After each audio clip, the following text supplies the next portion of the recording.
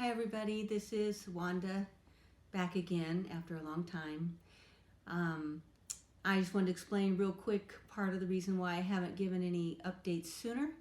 One is in January I got sick and I was sick for like 6 weeks, and then I went to go for a walk when I started feeling better and I tripped and I fell.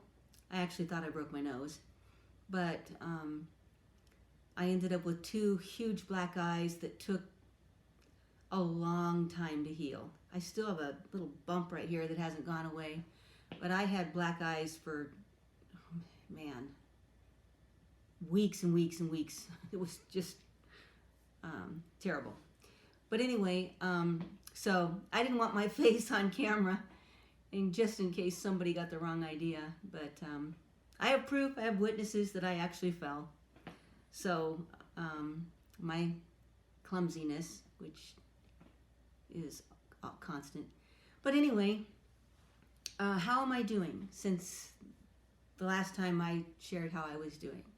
And mind you, this is off the cuff, this is not rehearsed, so bear with me. I had reached a point while I was sick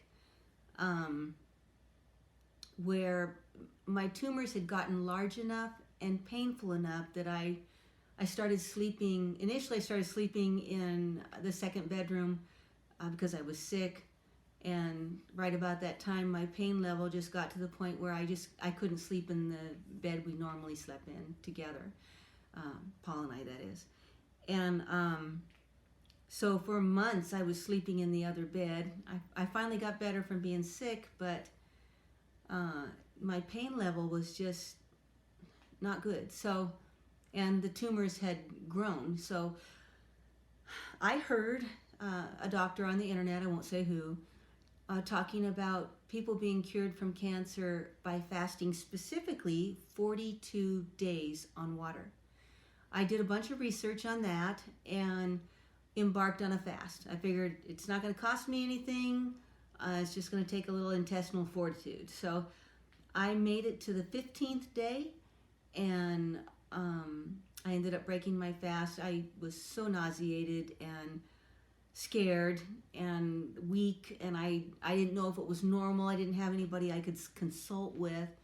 But I started doing some research and found some clinics where you can actually do an in-house stay with them, where they doctor supervise you and all that kind of stuff.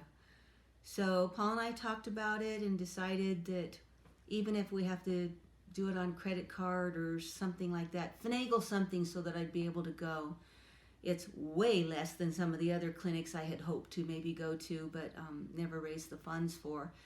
It's, I don't know, roughly $6,000 for the stay that I would have.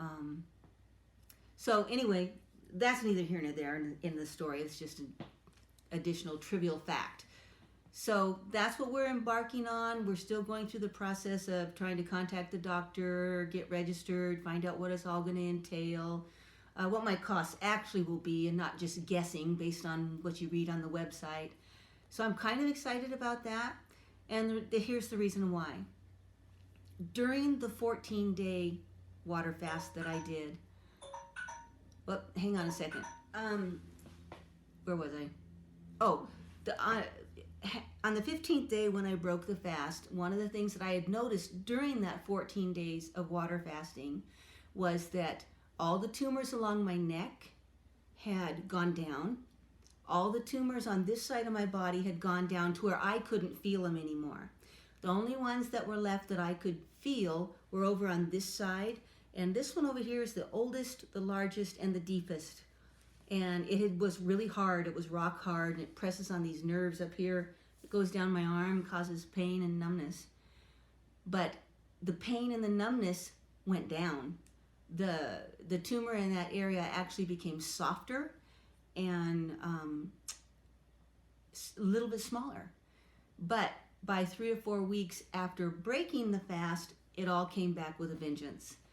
And I probably wasn't being as careful about what I was eating than I should have been. So that told me that if I'm going to do fasting, it needs to be done until I can no longer, what they call it, palpitate the tumors anymore, where I can no longer feel them. And then at that point, I could get a MRI or a PET scan or whatever to confirm whether or not it's all gone. So that is kind of what I'm headed toward, is to go on a 42-day fast on water. It's my hope to be doctor supervised. So here's praying that God allows it to be so, and that I'm healed, and that the next time you hear from me, which will probably be a couple months, I'll be able to say, I'm good. So keep praying for me and keep holding me up in your thoughts, and we'll see if we can't conquer this thing. Thanks.